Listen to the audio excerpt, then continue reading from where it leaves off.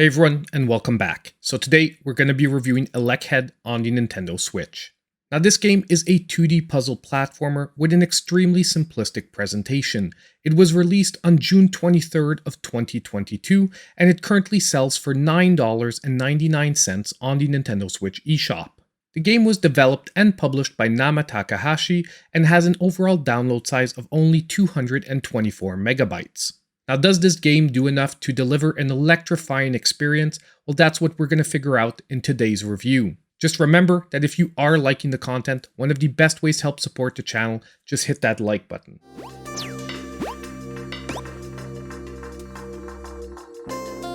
Now for this game, we're actually jumping straight into the gameplay. Because although there is a tiny story that is told by the environment, there's unfortunately no real way to talk about it without ruining it. However, if you do stick it out till the end, I promise there is a payoff and you'll figure out why you're solving all these puzzles. So as I mentioned in the intro, the basic gameplay here is very much that of a simple puzzle platformer. You play as a small robot who has a very special ability of being able to deliver an electric charge from his head. If your head is actually attached to your body, it will conduct the electric charge through your body as well, and any platform or item you touch will therefore be electrified. Now when you begin the game, you will have one and only ability, the ability to jump. And with that one and only ability in the beginning, the game will introduce you to the basic concept of conducting electricity. All the other mechanics are delivered by the environment. Platforms will move when you touch them, traps will activate if you deliver a charge, and even walls, platforms, and blocks will appear when current is applied to them. Where the puzzles will really kick it up a notch is when you get your secondary ability, that to actually throw your head. And you can do that either sideways or straight above. It's at this point that the game really teaches you that it's actually your head that's conducting the electricity and not your body, because when your head's not attached, your body doesn't deliver any type of charge. And for me personally, this is where I immediately fell in love with ELECHEAD, because the amount of puzzles that the developer found with those two simple abilities, jumping and throwing your head, are quite fantastic, creating a very enjoyable experience that didn't get frustrating, but nonetheless did give a sense of satisfaction. And although there's no combat in this game, both in the movement of your character and the designs of the levels, it reminded me a lot of Mega Man. Even the visual design of ELECHEAD himself reminded me a lot of the Blue Bomber. Now there's no way for me to explain to you each and every way you can solve puzzles in this game, because there is a huge variety and it would actually ruin it for a lot of you out there. There's only one real thing that I found gameplay-wise that was on the negative side, and that's the gameplay time, that for probably most people in a first run will be between only 2 and 3 hours. And for a game that was delivering me so much fun, I was sorry to see it end so quickly. And I would say when these puzzles were finally really starting to challenge me, unfortunately I saw the end of the game. Now there is some replayability here with some additional hidden items that you can collect throughout the levels and will actually reward you with a second different ending. And when the only negative thing I can say about it is that I wanted more, that's pointing in the definite right direction.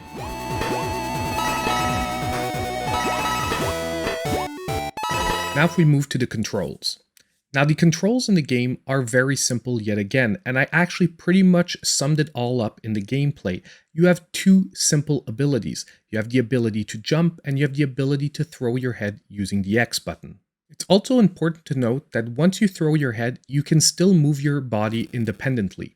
And combining those two things in various ways will actually be very important for solving a few puzzles. Just a little hint. Now the controls themselves are very crisp and responsive, and as I said earlier, actually reminded me a lot of controlling Mega Man in the classic series.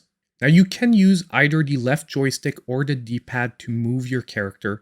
Personally, for such a retro style game, I would strongly recommend using the D-pad. I did have better control of my head, especially when I was combining it with movement. Overall, a perfect control package for this type of game.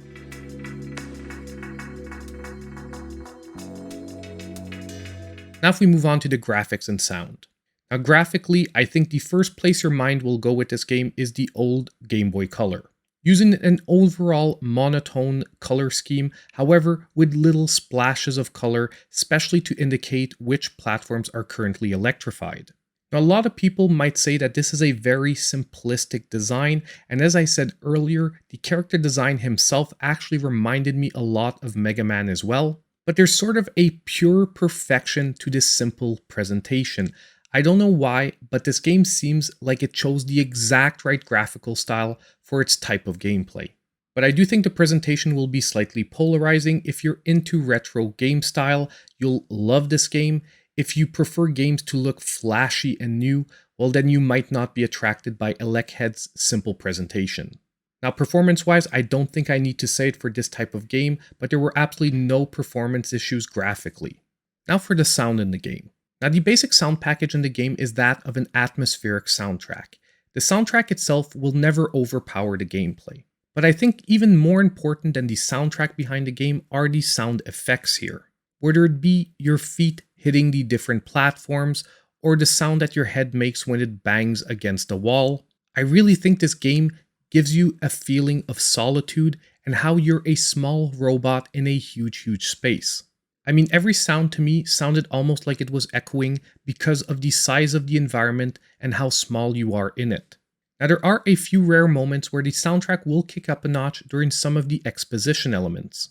Now, I do think that the choice of this overall sound package was a voluntary one, as I said earlier, to deliver that feeling of solitude. If that's the case, it's doing the job perfectly.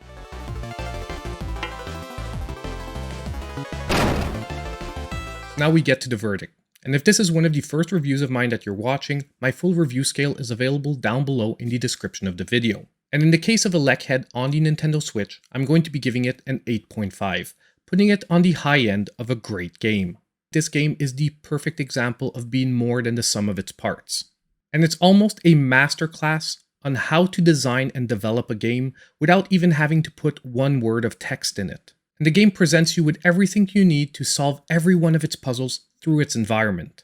Now you might be wondering, if I love the game so much, why I didn't give it an even higher score. And that is simply due to the length of the game.